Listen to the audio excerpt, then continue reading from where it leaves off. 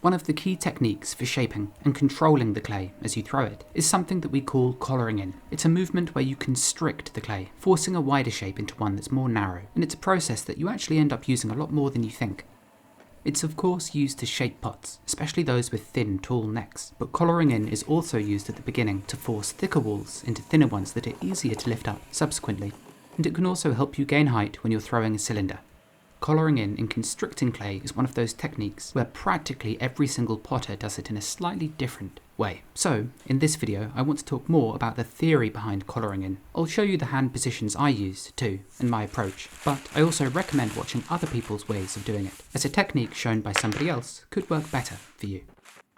The first and very important thing you have to do is make sure that the clay you're using has been properly wedged, as fundamentally the process of collaring in forces what are thinner walls into thicker ones, and this puts an awful lot of stress on the piece you're throwing. Thus, if the clay you're using is full of air pockets, or has perhaps sections of harder clay in it, as it hasn't been mixed sufficiently, then this will only make the process of collaring in itself far more difficult.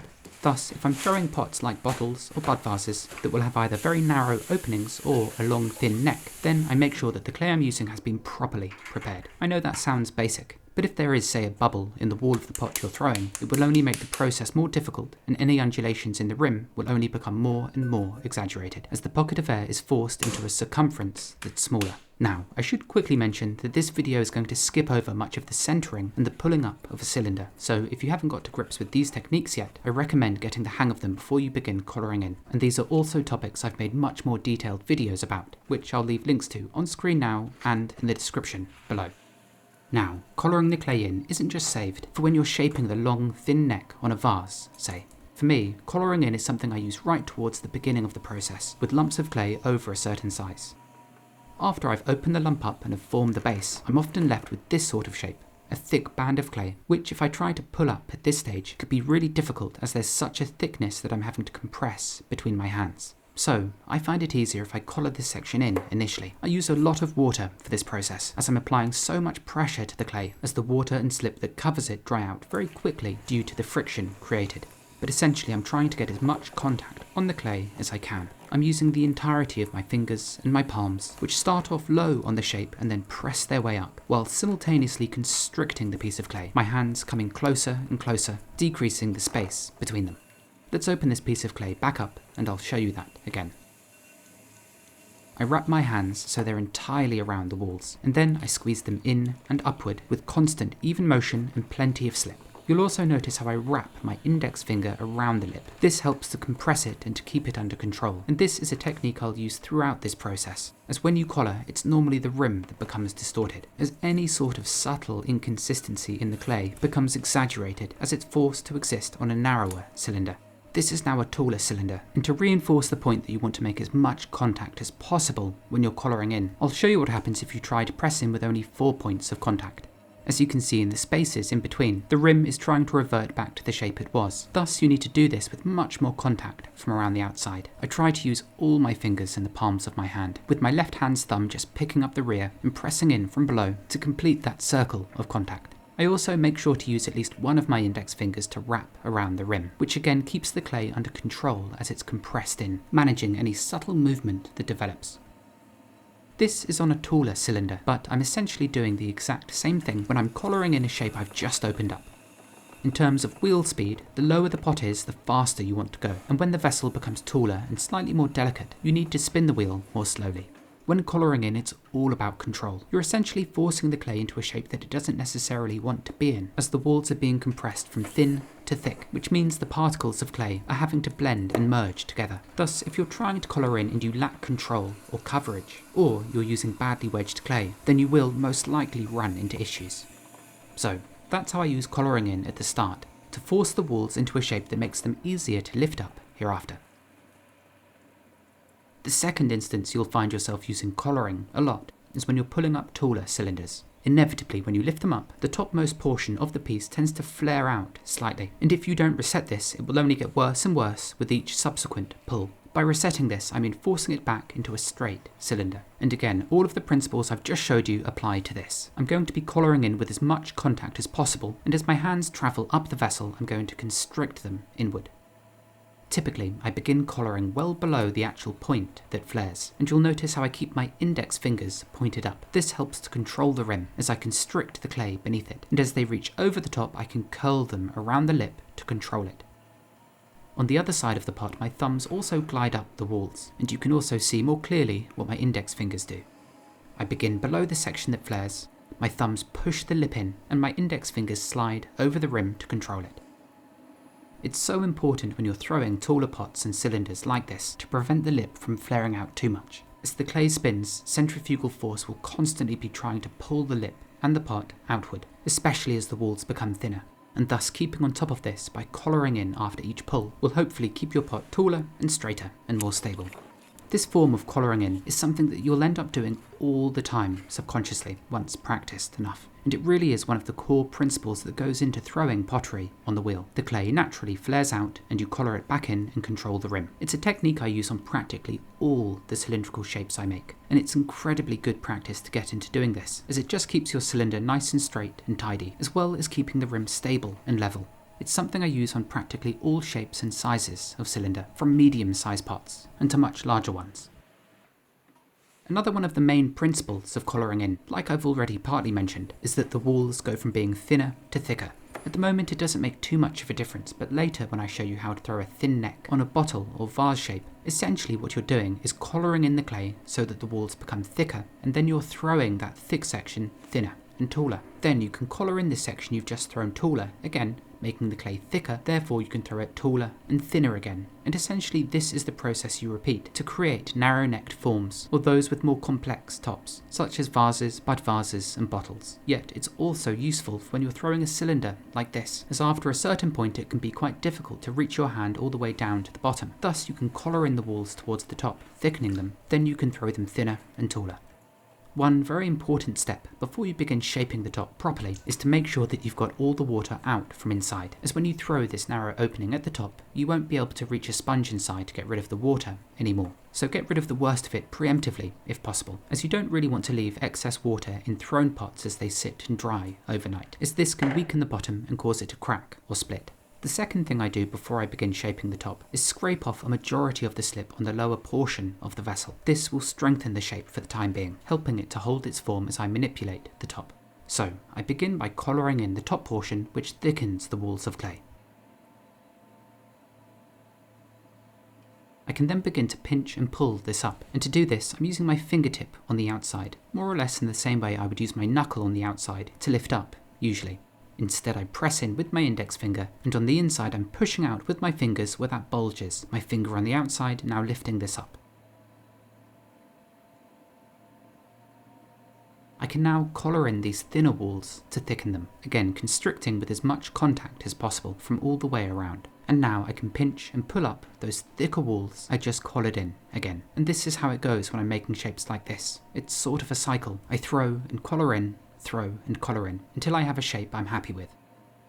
As the form gets narrower, I tend to do most of the pulling up simply by pinching the walls with my left hand. I'm very careful, by the way, throughout this entire process to not allow the clay on the shoulder to become too thin, as this tends to be the point of failure on shapes like this, as it's either thrown too thinly to support the neck above it, or the angle itself becomes almost horizontal and can no longer support itself.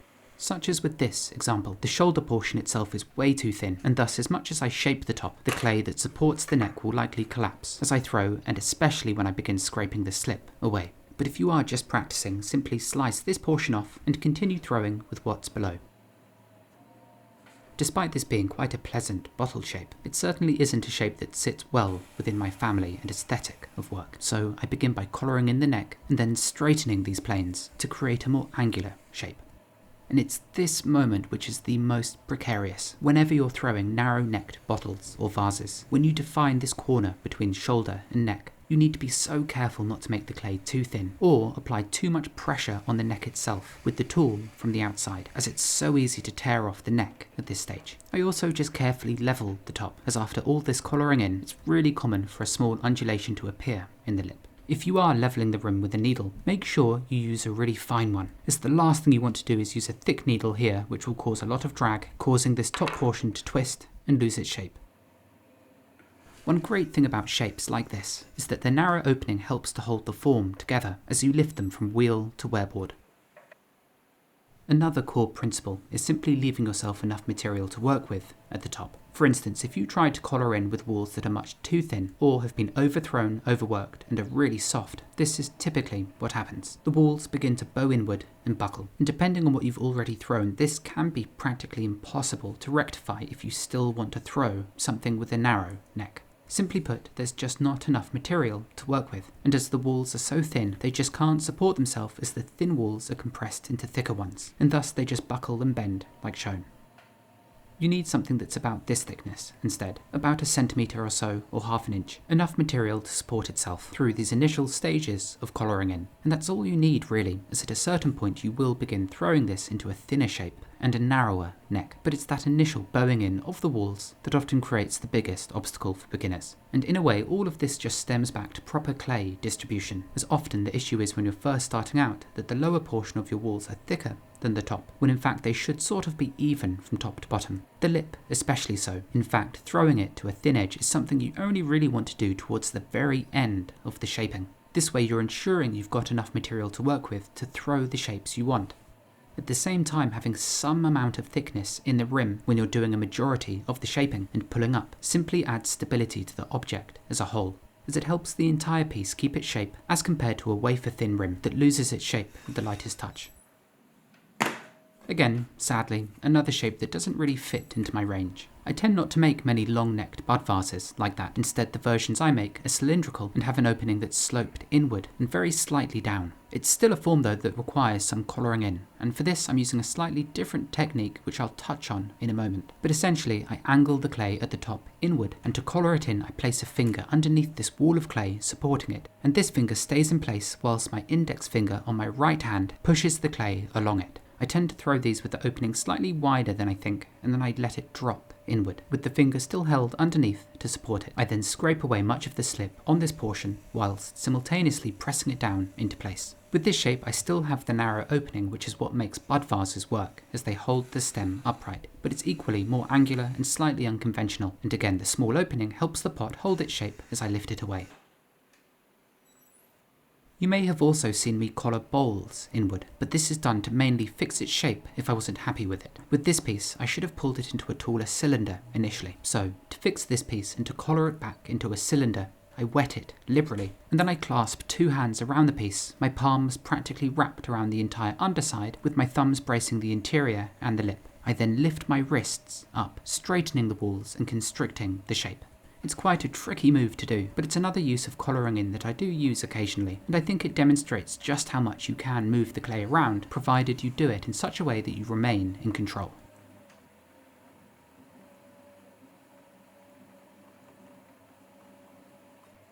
With a narrower, thicker shape, it's then easier to throw the exact form I'm after. It's also worth mentioning that a shape at this stage can be practically impossible to collar in. It could be possible, but you'd have to start well below the opening, collaring in towards the base and then gradually working your way up. But there are some forms where past a certain point it's probably easier just to start again. Collaring in bowls isn't something I do too regularly. In fact, I typically use it if I just need to gain a few extra millimeters or so in height, in order to get the rim precisely next to the throwing gauge's pointer.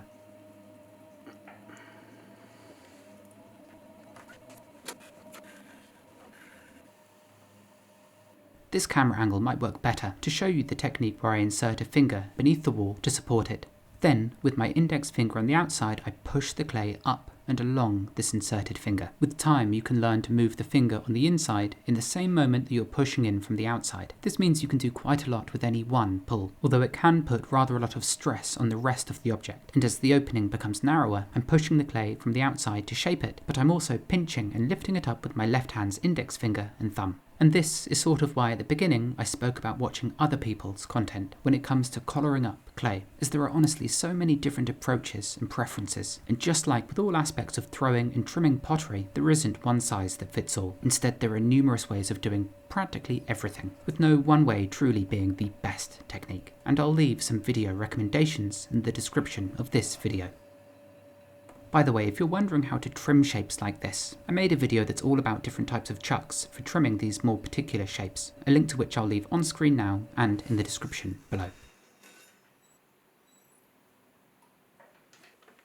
Colouring in is one of the most basic techniques you need to learn if you want to make more complex shapes. Thankfully, it's a relatively easy skill to practice, as you can just throw a thick cylinder, work on the top section, throw it into a nice narrow neck, and then simply cut this portion away, and then you can just use the part beneath it, essentially throwing 10 or so necks and narrow openings on a single piece, as opposed to just making one at a time. This is a good way to learn at the start, in a similar way to how you might pull, say, 4 or 5 handles on a single mug, as your 10th neck formed with careful collaring will be 10 times better than your first attempt, and your 100th will be far superior to the first dozen you threw.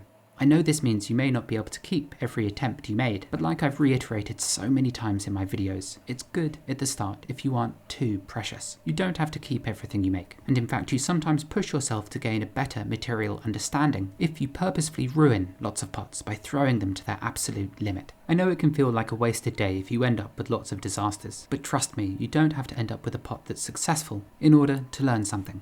The struggle I had at the start when learning to make ceramics is that I couldn't actually make the objects I was picturing in my mind's eye, as my level of skill wasn't high enough. And if you are a design-led person, this can feel quite demoralizing at the beginning, as you're making pots that feel round and lumpy and squat and they're heavy, as your level of ability simply isn't good enough to make the pieces you envision. And really, learning how to throw pottery is a lot like learning a language or playing an instrument. They aren't things you're simply brilliant at straight away. You may find that some people are more naturally inclined to them and find it easier learning, but nonetheless, everybody has to practice in order to get to a certain level, and colouring in is just one of the steps that will help you learn to become a better thrower. It opens up new shapes and helps you to control the clay at many stages of the throwing process. And so, I hope you found all of that helpful. And if there are any other specific topics you'd like to see me break down like this, please do let me know, as I'm always looking for ideas for videos. Thank you so much for taking your time to watch, especially if you've made it all the way to the end, and I'll see you next time.